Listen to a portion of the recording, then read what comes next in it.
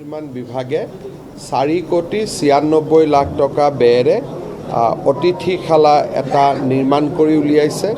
ইয়াতে প্ৰায় 16টা কোঠা থাকিব।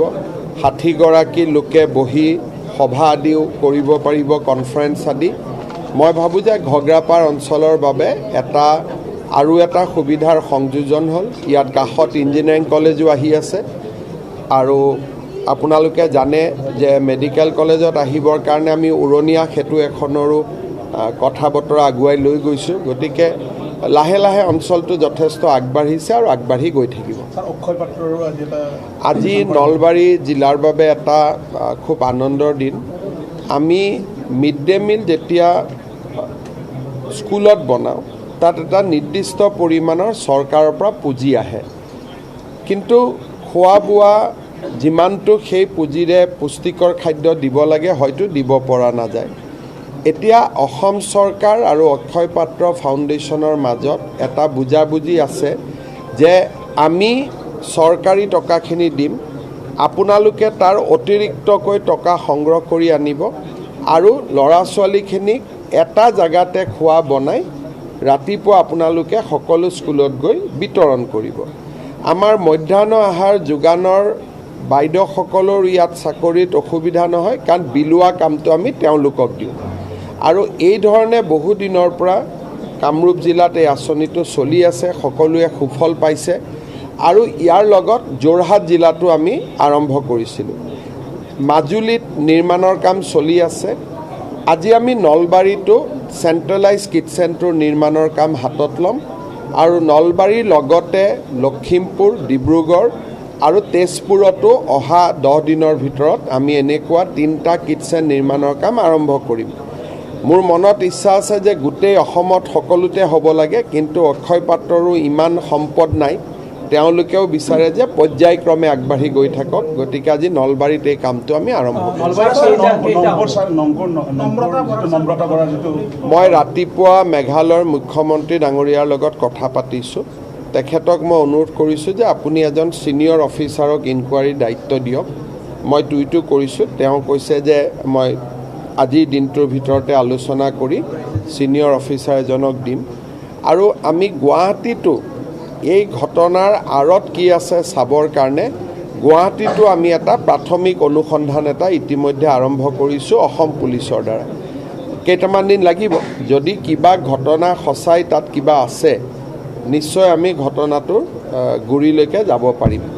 মই খালি এটাই অনুৰোধ কৰিম যে আমি যিবিলাক সমাজত কথা আলোচনা হৈ থাকে, অকণমান আমাৰ গাৰ্জেনৰ পৰা ডেকা ল'ৰা ছোৱালীলৈকে আমি যাতে অকণমান সচেতন হওঁ, সাৱধান হওঁ, সতৰ্ক হৈ থাকোঁ।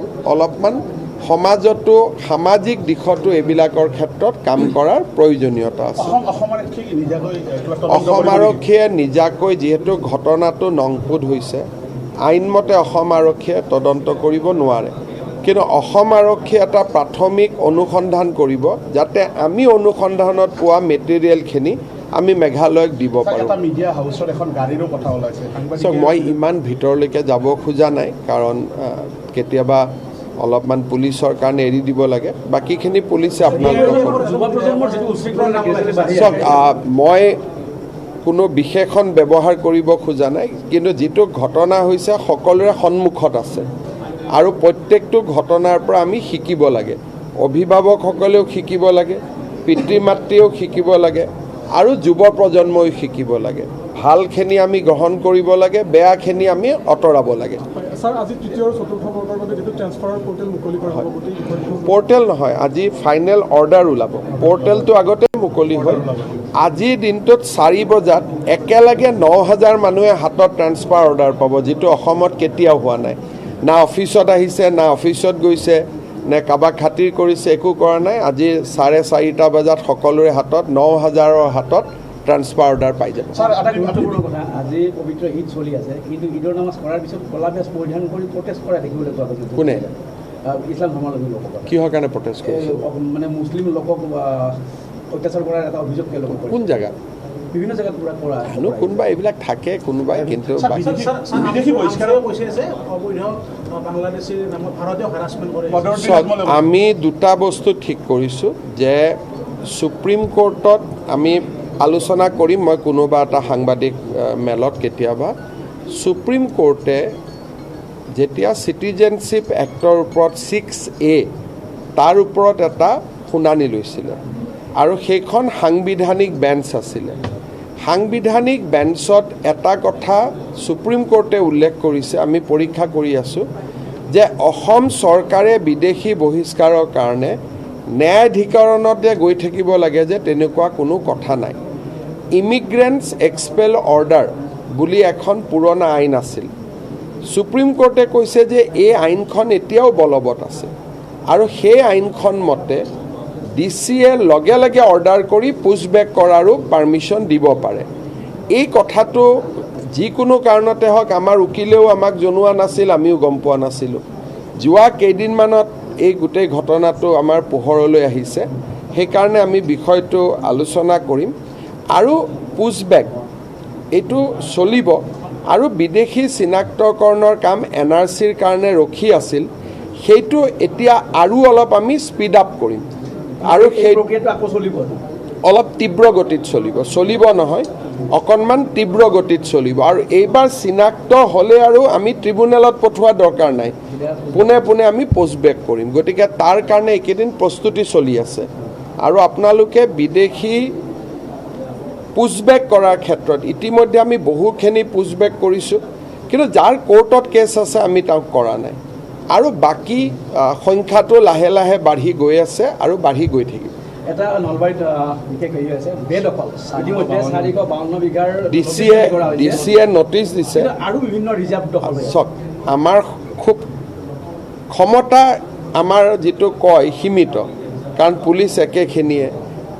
যাক নটিচ দিছোঁ কোৰ্ট কাছাৰীও কৰে উকিলো একেখিনিয়ে জাজো একেখিনিয়ে গতিকে এই প্ৰক্ৰিয়াটো অলপ দীৰ্ঘকালীন যোৱা 4 বছৰত আমিতো বহুত এভিকশ্যন কৰিছোঁ আৰু এভিকশ্যন কৰা জেগাবিলাকত দ্বিতীয়বাৰ আমি সোমাবও দিয়া নাই কিন্তু এইবিলাক যুঁজি থাকোঁতে 10-15 বছৰ যুঁজিব লাগিব একেবাৰে লগে লগে আৰু বহুত সময়ত মানুহে নুবুজে যে নটিচখন দিলেই হ'ল নটিচখন দিলেও নহ'ব সুপ্ৰিম কোৰ্টে এটা নিয়ম বনাই দিছে তাকো পালন কৰিব লাগিব কিন্তু প্ৰত্যেকখন জিলাতে এটা অন্তত আমি এভিকশ্যন কৰিছোঁ আৰু আমাৰ দিনত আটাইতকৈ ডাঙৰ সফলতা হ'ল যে এতিয়া মানুহে মাটি দখল কৰিব ভয় কৰে আগতে যেনেকৈ দখল কৰিছিল মই এটা আপোনালোকক সৰু উদাহৰণ দিছোঁ কেইদিনমান আগতে মই গোৱালপাৰা পূবত গৈছিলোঁ গোৱালপাৰা পূবটো এটা হিন্দু সমষ্টি আছিলে এটা সময়ত বাঘবৰৰ পৰা নদী ভাঙা বুলি কৈ প্ৰায় 20-25 হাজাৰ মানুহ গোৱালপাৰাত বাঘবৰৰ পৰা গুচি গ'ল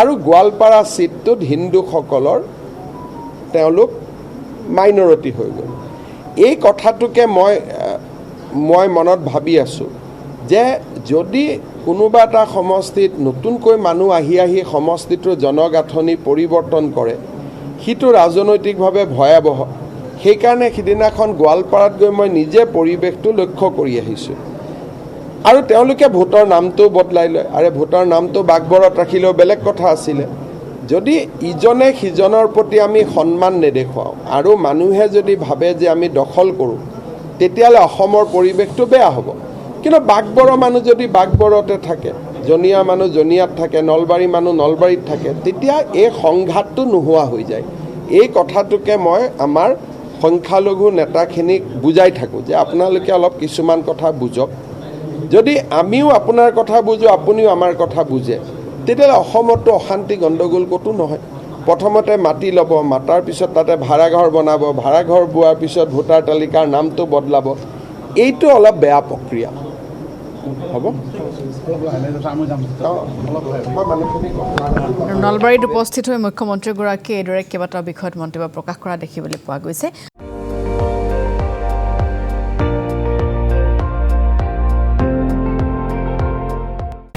আপুনি চাই আছে ND24 সৰ্বশ্ৰেষ্ঠ নহয় সৰ্বোত্তমৰ দৌৰ